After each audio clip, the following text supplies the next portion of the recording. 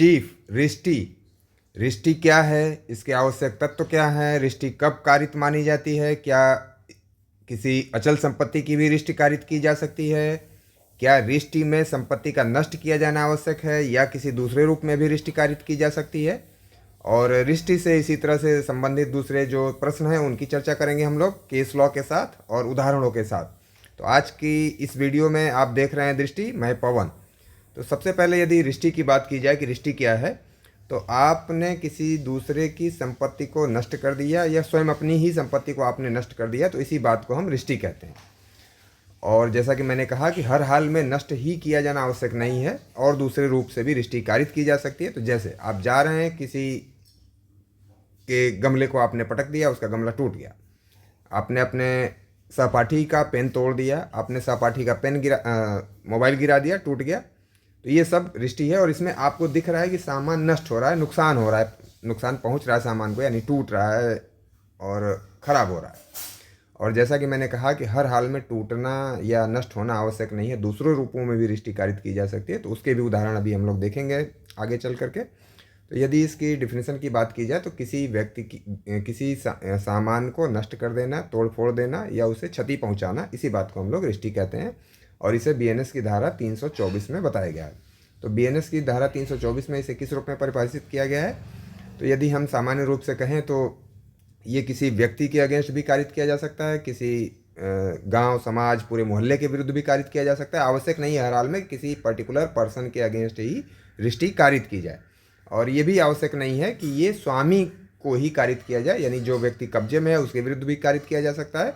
और जो व्यक्ति कब्जे में नहीं है, जैसा कि मैंने कहा, पूरे गांव मोहल्ले के लिए भी आप कारित कर सकते हैं। तो यानी स्वामित्व तो आवश्यक नहीं है, कब्जा से भी काम चल जाएगा, कब्जे में नहीं भी है तो भी काम हो जाएगा, यानी ऑफेंस गठित हो जाएगा। The offence is not confined to property others, यानी हमेशा ये आवश्यक नहीं है कि दूसरे की संपत्ति हो तभी मिसचीफ कमिट होगी। इसके बाद प्रॉपर्टी इसमें सभी तरह की इन्वॉल्व होंगी, क्योंकि जो वर्ड यूज़ किया गया है एनी काइंड ऑफ प्रॉपर्टी, तो एनी काइंड का मतलब कि मूवेबल या इमूवेबल इसके आगे नहीं लगा हुआ है, तो सभी प्रकार की प्रॉपर्टी इसमें इन्वॉल्व हो जाती है। अब उसी तरह से आगे हम लोग अगर एक इसेंशियल्स की बात करें तो विलफुल कंडक्ट, यानी एक्टस रियस, यानी अभियुक्त के द्वारा कोई ना कोई कार्य किया जाना चाहिए, क्योंकि बिना एक्टस रियस और मेंस rea के कोई ऑफेंस कॉन्स्टिट्यूट नहीं हो सकता, तो उसके द्वारा कोई कार्य किया जाए अभियुक्त के द्वारा। अब नेक्स्ट, प्रॉपर्टी इसमें कोई इन्वॉल्व हो, यानी ये ऑफेंस रिष्टि का ऑफेंस जो है, यानी ये रिष्टि हमेशा संपत्ति के विरुद्ध अपराध है, और संपत्ति के विरुद्ध अपराधों वाले चैप्टर में अध्याय 17 में ही इसको इन्वॉल्व किया गया है। इसका मतलब स्पष्ट रूप से ये अपराध जो है संपत्ति के विरुद्ध अपराध है। तो प्रॉपर्टी इसमें इन्वॉल्व होगी। प्रॉपर्टी कैसी होगी, तो जैसा कि मैंने कहा कि एनी प्रॉपर्टी वर्ड यूज़ किया गया है, इसका मतलब मूवेबल या इमूवेबल दोनों तरह की प्रॉपर्टी के अगेंस्ट ये कारित किया जा सकता है। नेक्स्ट, इंग्रेडिएंट्स, डिस्ट्रक्शन, डिम्यूनिशन, चेंज, यानी कि जैसा मैंने पहले आपसे कहा कि हमेशा प्रॉपर्टी की क्षति आवश्यक नहीं है, यानी टूट जाए, फूट जाए, यही आवश्यक नहीं है, बल्कि दूसरे रूपों में भी ऐसा हो सकता है। तो इसका एग्जाम्पल क्या है, किसी व्यक्ति की अंगूठी है और आप अंगूठी को उठा करके पानी में फेंक देते हैं, तो पानी, यानी आपने उसकी परिस्थिति को चेंज कर दिया। तो केवल परिस्थिति बदलने से भी ये रिष्टि कारित हो जाएगी, क्योंकि अंगूठी अब जब तक उस व्यक्ति को मिल नहीं जाएगी, अब वो उसको एंजॉय नहीं कर सकता, यानी आपने उसको एंजॉयमेंट से बाधित कर दिया, संपत्ति से रहित कर दिया उस व्यक्ति को, यानी तो उसके लिए वो कहीं ना कहीं क्षति है जब तक कि वो अंगूठी उसके पास नहीं आएगी। और अंगूठी देखें आप, तो पानी में गिरने के बाद भी वो अंगूठी अगर बाहर आएगी तो उसके अपने स्वभाव में, यानी प्रकृति में, उसके गुण में, उसकी वैल्यू में कोई कमी नहीं आई, लेकिन परिस्थिति चेंज हो जाने की वजह से भी वो व्यक्ति संपत्ति से रहित हो रहा है, यानी संपत्ति से वंचित हो रहा है, और संपत्ति का नुकसान तो हो गया जब तक कि उसको प्रॉपर्टी मिल न जाए।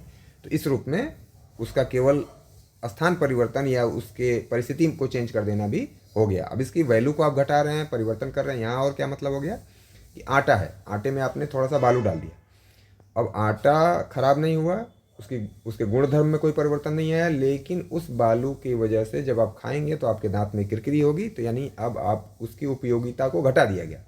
तो उपयोगिता का घट जाना भी अपने आप में रिष्टि का एक आवश्यकता तो हो जाएगा और रिष्टि कारित हो जाएगी। इसी तरह से किसी के मोबाइल में आप एक बूंद उसके स्पीकर में पानी डाल दीजिए, यानी अब जो उसकी उपयोगिता थी वो घट जाएगी, उसको आवाज़ सही तरीके से सुनाई नहीं देगी। तो यानी किसी भी रूप में रिष्टि कारित की जा सकती है। इसके लिए ये आवश्यक नहीं है कि हमेशा सामान को तोड़ दिया जाए या नष्ट कर दिया जाए।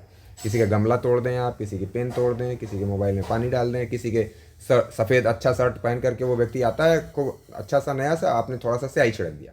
तो यानी किसी भी वस्तु की उपयोगिता घट जाए, उसकी दशा में परिवर्तन हो जाए या तोड़फोड़ हो जाए, तो सभी रूपों में रिष्टि कारित की जा सकती है। मेंसरिया, अब जैसा ऊपर हम लोगों ने बात की कि एक्टोसीरियस के साथ साथ मेंसरिया होना चाहिए।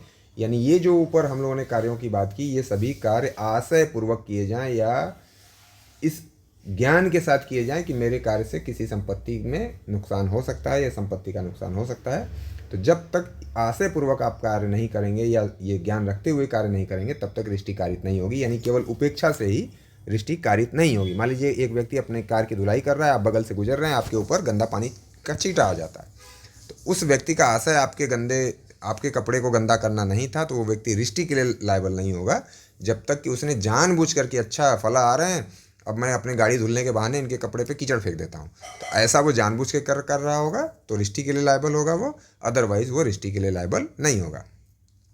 और यही बात केस लॉ के माध्यम से भी कही गई। नागेंद्र नाथ रॉय वर्सेस विजय कुमार के मामले में ये 1992 का केस है। कहा गया कि केवल क्षति होना ही पर्याप्त नहीं है, बल्कि उसका दुराशय भी होना चाहिए उस कार्य के प्रति। यानी नेग्लिजेंस और एक्सीडेंटल कार्य की वजह से रिष्टि का अपराध पूर्ण नहीं होगा जब तक कि उसका इंटेंट ना हो ऐसा या उसको नॉलेज ना हो। और अभी रिसेंट केस में Punjab and Haryana high court ने भी यही बात दोहराई है 2025 में, कि जोर दिया इस बात पे कि intent and actual diminution in value are core element, mere loss without culpable intent does not make out the offence. यानी केवल क्षति का हो जाना ही अपराध को गठित नहीं करेगा जब तक कि दुराशय भी शामिल ना हो।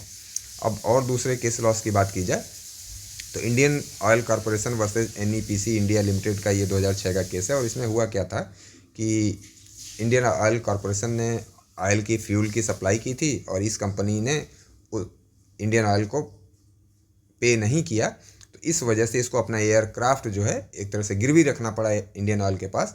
लेकिन गिरवी रखते समय उसने एयरक्राफ्ट के इंजन को चेंज कर दिया या निकाल लिया, तो ये माना गया कि अपनी ही प्रॉपर्टी की क्षति कारित करना भी रिष्टि हो जाएगा। क्योंकि एयरक्राफ्ट की कंपनी ने अपने ही विमान से इंजन क्यों चेंज किया या क्यों निकाला, क्योंकि इंडियन ऑयल को हम कम वैल्यू का सामान दे पाए, तो उसकी वैल्यू घट गई, तो कहीं ना कहीं ये भी रिष्टि कारित हो गई। तो यानी अपनी सामान की भी आप रिष्टि कारित कर सकते हैं। जैसे कि आपकी कोई प्रॉपर्टी है, उसको अटैच कर लिया गया, कोर्ट ने अटैच किया और फिर उसी प्रॉपर्टी को आपने नुकसान पहुंचा दिया, ताकि जजमेंट डेटर को के लिए जो आपके अगेंस्ट जो डिक्री को एग्जीक्यूट किया जाना है, तो डिक्री के एग्जीक्यूशन को बाधित करने के लिए आपने ऐसा कर दिया, आपने ही प्रॉपर्टी को नुकसान पहुंचा दिया, तो भी ये रिष्टि हो जाएगी और आप अभियुक्त बन जाएंगे। और अब इसके अगर टाइप्स ऑफ मिसचीफ की बात की जाए, रिष्टि के प्रकार की बात की जाए, तो रिष्टि का कोई इस तरह का कोई प्रकार नहीं है, लेकिन उसकी गंभीरता उसकी संपत्ति के नेचर और आपके कार्य के अनुसार बढ़ती जाती है या घटती है, और उसी के आधार पे हम मिसचीफ के प्रकार की बात कर रहे हैं। तो यानी दंड के आधार पे और संपत्ति के आधार पे और आपके कार्य के तरीके के अनुसार। तो किन किन रूपों में इसे को हम कह सकते हैं, तो धारा 324 की उपधारा 2 से लेकर के 6 तक इसको दंडित करने की बात की गई है। यानी संपत्ति के मूल्य के आधार पे, आपके द्वारा क्षति कारित करने का तरीका क्या था, इन आधारों पे। और यहाँ जो उपधारा 6 में ये गंभीर है, क्योंकि यहाँ पे उपहत के साथ उपहत की तैयारी या उपहत के साथ क्षति की बात की गई है। और यहाँ पे 2 से लेकर के 5 तक संपत्ति के मूल्य आदि के आधार पर उसका बंटवारा किया गया है और दंड को बढ़ाया गया है उन्हीं नेचर के अनुसार। और यहाँ पे 5 वर्ष तक के पनिशमेंट की जनरल तौर पे, और स्टार्टिंग में जो सबसे कम पनिशमेंट यहाँ पे 3 महीने का कारावास या फाइन या दोनों दिया जा सकता है। अब इसके थोड़ा सा और एग्रीवेटेड फॉर्म की या दूसरे रूपों की बात की जाए, तो जैसे किसी जीव जंतु को आपने क्षति कारित कर दी, 325 में बात की जा रही है। 326 में इसके और दूसरे विभिन्न रूपों की बात की जा रही है। इवन अग्नि द्वारा रिष्टि की बात की जा रही है। तो इन गंभीरता के आधार पे इनका दंड भी बढ़ाया जा रहा है और इसी आधार पे अब विभिन्न प्रकार की रिष्टि की बात कर रहे हैं। अब मिसचीफ बाय फायर एक अलग अपने आप में बन जाता है मामला, क्योंकि आग के द्वारा अगर आप रिष्टि कारित कर रहे हैं तो ये सबसे गंभीर मामला माना जाता है। और जब आप किसी घर वगैरह में आग लगा दें, किसी मानव या संपत्ति के सुरक्षा के वाले स्थान पे आग लगा दें, तो उसकी गंभीरता और बढ़ जाती है और दंड इसके लिए सबसे अधिक हो जाता है और ये आजीवन कारावास तक चला जाता है। तो इस रूप में अगर हम बात करें मिसचीफ के लिए, कभी कभी जो मैंने कहा कि सब्जेक्टिव क्वेश्चन आपसे पूछे जाते हैं, तो उसका लिखने का जो तरीका होगा आपका, सबसे पहले आप उसके इंग्रेडिएंट्स की बात करेंगे। देयर मस्ट बी मिसचीफ, यानी कोई रिष्टि कारित की गई हो। The act must be by fire और एनी एक्सप्लोसिव सब्सटेंस, और जो रिष्टि कारित की गई हो वो आग या किसी विस्फोटक पदार्थ के द्वारा कारित की गई हो। अभियुक्त का आशय था क्षति कारित करने का और उसके द्वारा क्षति कारित हुई हो। तो इसके लिए पनिशमेंट, जो सबसे साधारण पनिशमेंट मिलेगा अग्नि द्वारा रिष्टि के लिए, वो 7 वर्ष और जुर्माना होगा। और इसमें जो केस लॉ है वो उड़ीसा हाई कोर्ट का डिसीजन है, राजू भुक्ता वर्सेज स्टेट, ये 2025 का जजमेंट है। और यहाँ क्या कहा गया, held that setting fire to a dwelling house causing property damage is mischief by fire when intent under section 435। चूँकि ये आईपीसी का केस है, पुराने केस में अभी भी आईपीसी लागू है, इसलिए कोर्ट हमेशा इन्हीं सेक्शंस को रेफ़र करता है जब तक कि वो मामला 1 जुलाई 2024 के बाद घटित न हुआ। अब सेक्शन 326G में भी अग्नि द्वारा रिष्टि की बात की गई है और यहीं पे घर वगैरह को जलाने की बात की जा रही है। This is a more serious offence. मैंने जैसा सबसे पहले ही आपसे कहा कि घर में आग लगा करके क्षति आप कारित कर रहे हैं, तो ये सबसे गंभीर अपराध माना जाता है और यहाँ आजीवन कारावास तक की सजा आपको दी जा सकती है या 10 वर्ष तक का कारावास दिया जा सकता है और फाइन, आजीवन कारावास या 10 वर्ष और फाइन। और एक रिष्टि अग्नि द्वारा और है, इसके लिए भी आजीवन कारावास या 10 वर्ष के कारावास की बात की गई और जुर्माने की, कि यदि आप रेल, वायुयान या जलयान में अग्नि द्वारा रिष्टि कारित करते हैं तो सेम पनिशमेंट उसी तरह से गृह और संपत्ति के या पूजा स्थल के रिष्टि की तरह से यहाँ भी दंड की व्यवस्था की गई है। तो इस प्रकार से आप अगर मेंस में आपको लिखना हो और प्री के भी क्वेश्चन जहाँ जहाँ जो इम्पोर्टेंट चीज़ें हैं, जहाँ पे नई धाराएं जुड़ी हैं या नया जो पनिशमेंट बढ़ाया गया है उन पे आपको फोकस करना है। और मेंस के लिए इसी प्रकार से अगर अग्नि द्वारा आपसे पूछा जा रहा है तो अग्नि वाले पोर्शन को ज़्यादातर आप लिखेंगे, रिष्टि वाले पोर्शन में कम से कम बातों को लिखेंगे। और यदि आपसे जनरल रिष्टि के बारे में पूछी जा रही है बात तो आप ऊपर पे ज़्यादा जोर देंगे और निचले अग्नि द्वारा जो रिष्टि हो रही है उस पर बहुत संक्षेप में 1 या 2 लाइनों में आंसर करेंगे।